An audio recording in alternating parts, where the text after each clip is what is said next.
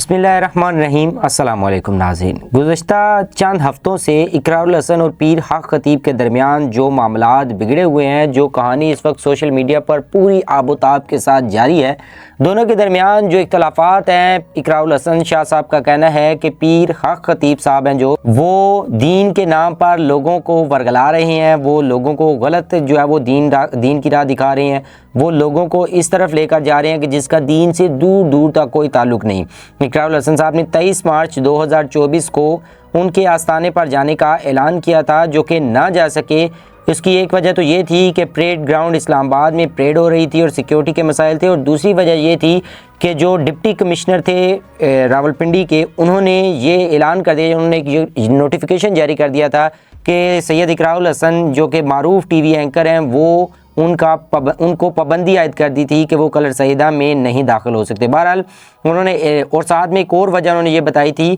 कि जो पीर हक ख़तीब है, उन्होंने एक प्लान बनाया है कि किसी न किसी तरीके से अपने ही एक दो बंदों को वहाँ पर मरवा कर और ये सारे का सारा मामला इकरारुल हसन पर डाल दिया जाएगा। जिसके बाद इकरारुल हसन ने ऐलान किया कि वो अकेले कलर सईदा जाएंगे और अकेले बैठकर सवालों जवाब करेंगे पीर हक ख़तीब के साथ। और उसके बाद फिर कल जो है वो 24 मार्च 2024 को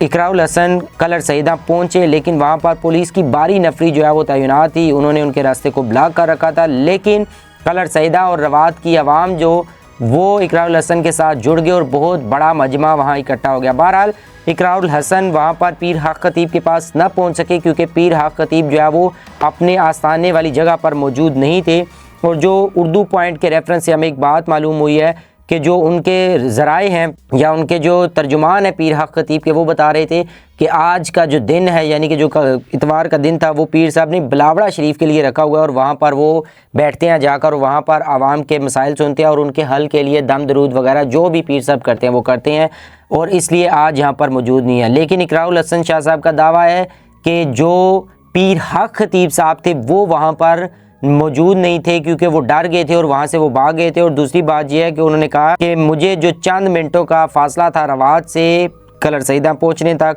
वो मुझे कई घंटे लग गए तय करने में, क्योंकि आवाम बहुत ज़्यादा मेरे साथ इकट्ठी हो चुकी थी, ये एक तहरीक खड़ी हो चुकी है। उन्होंने कहा कि मैं पूरी कानूनी, आइनी और अपनी एहतजाजी तहरीक शुरू करने जा रहा हूँ। इस रमज़ान में मैं जो है वो कानूनी सारे मामलात हल करूँगा, और जहाँ जहाँ पर कानून में जो है वो कानून मुझे इजाज़त देगा, मैं पीर हक ख़तीब के ख़िलाफ़ वो कानून के ज़रिए जो है वो दरख्वास्तें वगैरह या जितना भी कानूनी अमल है वो करूँगा और इनको हवालात के पीछे लेकर जाऊँगा, इनको आखिरकार मैं गिरफ़्तार करवाऊँगा। उसके बाद इकरारुल हसन ने कल ये भी ऐलान किया अपने वीडियो बयान में, अपने यूट्यूब पर उन्होंने जो व्लॉग किया रात को, उसमें बताया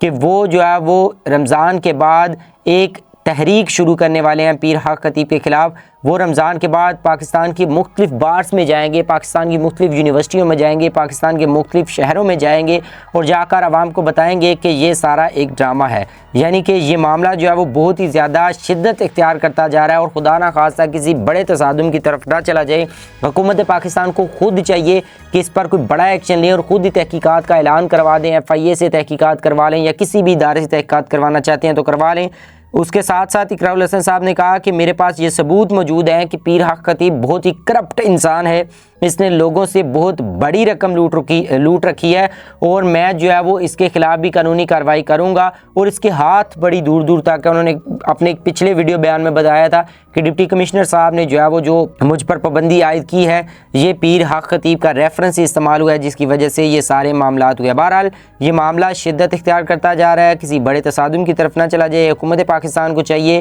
कि वो इस मामले को बाहमी जो है वो तफहीम के साथ बैठकर हल करवाए, और अगर पीर हक ख़तीब साहब किसी जगह पर गलत हैं तो उनको अपनी इस्लाह कर लेनी चाहिए, और इकरारुल हसन साहब अगर किसी जगह पर गलत है तो उनको भी अपनी इस्लाह कर लेनी चाहिए और इस मामले को किसी बड़े तसादुम की तरफ लेकर नहीं जाना चाहिए।